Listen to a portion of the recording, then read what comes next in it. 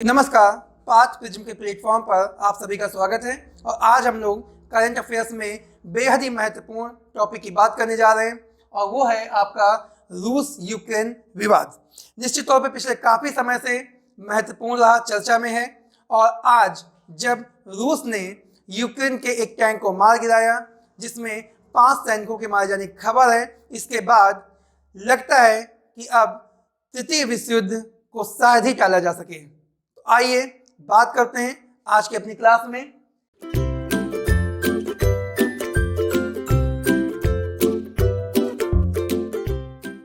कि आखिर ये विवाद क्यों है, क्यों रूस जो है यूक्रेन का दुश्मन बना हुआ है। और बात करेंगे नाटो की स्थापना और उद्देश्य पर, अमेरिका और रूस के बीच में कैसे बेचारा यूक्रेन फंस गया, इस पर बात करेंगे। फिर हम लोग देखेंगे कि क्या रूस ने तीसरे विश्व युद्ध की शुरुआत कर दी है और ऐसी परिस्थितियों में भारत क्या करेगा, क्योंकि भारत के सामने आगे कुआं तो पीछे खाई है। तो चलिए क्लास को स्टार्ट करते हैं। तो बात करते हैं कि आखिर इस विवाद का कारण क्या है। विवाद का कारण की अगर हम लोग बात करें तो बात इतनी सी है कि जो रूस है वो नहीं चाहता कि यूक्रेन नाटो का सदस्य देश बने, नाटो का सदस्य देश बने। क्यों? क्योंकि जो यूक्रेन है, यूक्रेन वो वास्तव में रूस का पड़ोसी देश है। यानी कि 1991 में जब रसिया यानी कि सोवियत संघ रूस का विघटन हुआ था तो 15 नए देश अस्तित्व में आए थे और उन 15 नए देशों में से एक नाम आता है किसका? यूक्रेन का। यानी कि कभी यूक्रेन जो है वो रूस का हिस्सा हुआ करता था। आज वही यूक्रेन नाटो का सदस्य देश बनना चाहता है, नाटो का हिस्सा बनना चाहता है। निश्चित तौर पे इस पर रूस को कड़ी आपत्ति है, क्योंकि अगर ऐसा होता है तो रूस की आंतरिक सुरक्षा निश्चित तौर पे खतरे में आ जाएगी। बात करते हैं नाटो की स्थापना की। तो नाटो का स्थापना सेकेंड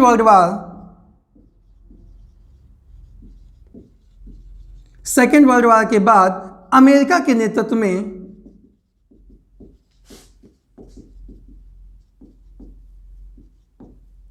4 अप्रैल 1949 को हुआ।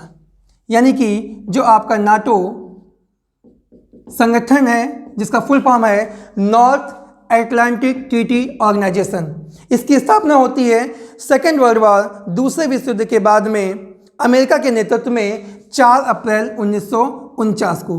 और इसमें सदस्यों की संख्या है आपकी 30।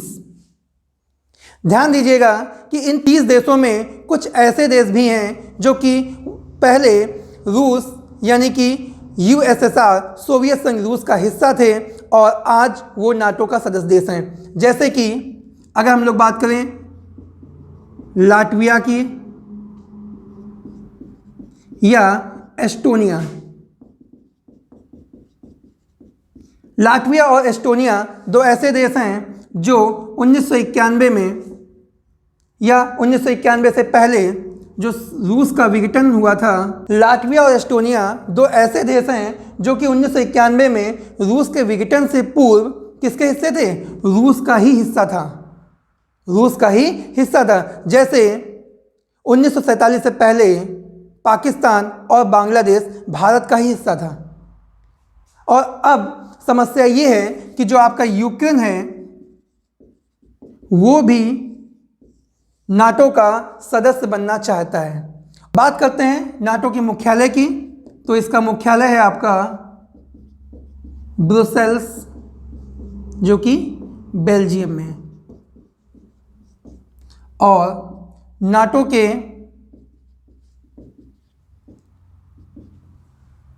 चार्टर में टोटल 14 अनुच्छेद हैं। कई बार प्रश्न पूछा गया है, अनुच्छेदों की संख्या कितनी है? 14। अब आगे हम लोग बात करते हैं अमेरिका रूस के बीच में कैसे फंसा यूक्रेन। तो इसे समझने के लिए सबसे पहले हमें ध्यान देना होगा कि जो यूक्रेन है आपका वो अभी कुछ ही समय पहले यूरोपीय संघ यानी कि ईयू का हिस्सा बन गया।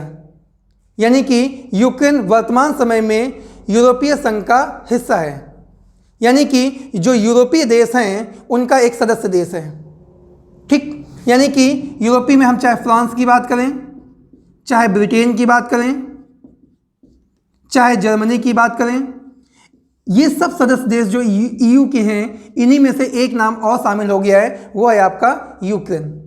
और यूक्रेन को ऐसा डर हमेशा से सता रहा है। 1991 से यूक्रेन इस चीज़ को लेकर लगातार भयभीत है, सशंकित है कि कहीं ना कहीं जब चाहेगा रूस तब उन पर अटैक कर सकता है और उनको फिर से रूस में शामिल कर सकता है, क्योंकि वास्तव में रूस की सामरिक शक्ति और यूक्रेन की सामरिक शक्ति में ज़मीन आसमान का अंतर है। जहां यूक्रेन के पास अल्प संसाधन है, वहीं रूस बहुत ज़्यादा ताकतवर है। ऐसी परिस्थितियों में यूक्रेन चाहता है कि वो नाटो का सदस्य देश बन जाए, ताकि अगर रूस कभी उस पर आक्रमण करे, उसे अपने में मिलाने का प्रयास करे, तो उस समय नाटो की सेना यूक्रेन का साथ दे और उसके स्वतंत्र अस्तित्व को बचाए रखे। इन्हीं सब प्रयासों के बीच अमेरिका लगातार यूक्रेन का साथ दे रहा है और फ्रांस, ब्रिटेन और जर्मनी ये लगातार युद्ध को, यानी कि एक तरफ रूस और दूसरी तरफ अमेरिका और यूक्रेन के बहाने अब ये दोनों महाशक्तियां जो हैं रूस और अमेरिका आमने सामने आ गई हैं। ये सदस्य देश यानी कि फ्रांस, ब्रिटेन और जर्मनी लगातार इस दबाव को, जो ये अशांति का माहौल बना हुआ है, जो तनाव का माहौल बना हुआ है, इसको कम करने का प्रयास कर रहे हैं। लेकिन यहाँ पर एक चीज़ समझने की ज़रूरत है कि चाहे वो फ्रांस हो, चाहे वो ब्रिटेन हो, चाहे जर्मनी हो, ये सब के सब यूरोपीय देश हैं और अगर मान लीजिए ये युद्ध होता है तो ये सभी देश जो हैं वो निश्चित तौर पर किसका साथ देंगे? अमेरिका का साथ देंगे और अमेरिका जो है साथ देगा यूक्रेन का। यानी कि युद्ध की स्थिति में ये सारे देश एक तरफ होंगे। वहीं दूसरी ओर सबसे बड़ी बात हम लोग करते हैं कि रूस के साथ कौन है, तो रूस अपने आप में एक महाशक्ति है और यहाँ पर एक बहुत ही शक्तिशाली देश का समर्थन जो है अब तक रूस को मिलता दिख रहा है और वो देश कोई और नहीं, वो देश है चीन। चीन इस मुद्दे में लगभग रूस के साथ खड़ा हो चुका है। तो एक ओर रूस और चीन जैसी दो महाशक्तियां हैं, तो दूसरी ओर अमेरिका, फ्रांस, ब्रिटेन और जर्मनी जैसी शक्तियां हैं। अगर ऐसे में युद्ध होता है तो निश्चित तौर पर परिणाम बहुत ही भयंकर होंगे। तो बात करते हैं, क्या रूस ने तीसरे विश्व युद्ध की शुरुआत कर दी है? क्योंकि आज ही रूस ने क्या किया, यूक्रेन के एक टैंक को मार गिराया और यूक्रेन के 5 सैनिकों को मार दिया है। इस चीज़ की पुष्टि यूक्रेन ने भी आधिकारिक तौर पे कर ली है और रूस ने भी इसकी घोषणा कर दी है। अब ऐसे में देखना है कि अमेरिका जो आगे आगे नेता बन रहा था, दावा कर रहा था कि यूक्रेन की हर हाल में मदद करेगा, यूक्रेन को साथ में लेगा, अब उनका क्या अगला कदम होता है?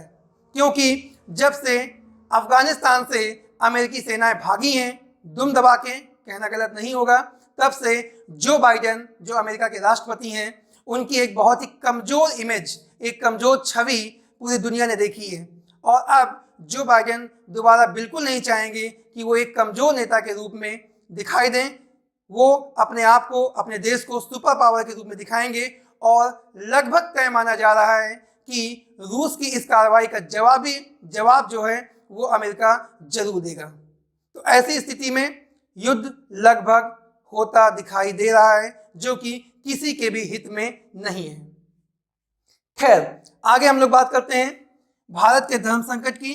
तो भारत निश्चित तौर पे भारत के लिए बहुत ही असहज स्थिति है, बहुत ही धर्म संकट का समय है, क्योंकि जहां रूस के साथ भारत के संबंध किसी परिचय का मोहताज नहीं है, हर विपत्ति में, हर आपत्ति में, हर बुरे समय में रूस भारत के साथ कंधे से कंधा मिला के खड़ा हुआ है, तो वहीं पिछले 10-15 वर्षों से अमेरिका से भारत के जो संबंध हैं वो लगातार बेहतर होते जा रहे हैं।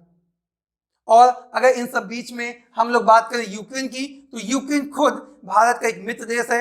यूक्रेन ने जब अपने देश यानी कि यूरोप से बाहर जब दूतावास खोले तो सबसे पहला दूतावास कहाँ खोला, तो वो था अपना भारत। तो भारत के साथ भी यूक्रेन के बहुत अच्छे संबंध हैं, रूस के साथ भी भारत के बहुत अच्छे संबंध हैं, और अमेरिका के साथ लगातार प्रधानमंत्री नरेंद्र मोदी अपने संबंधों को बेहतर बनाते जा रहे हैं।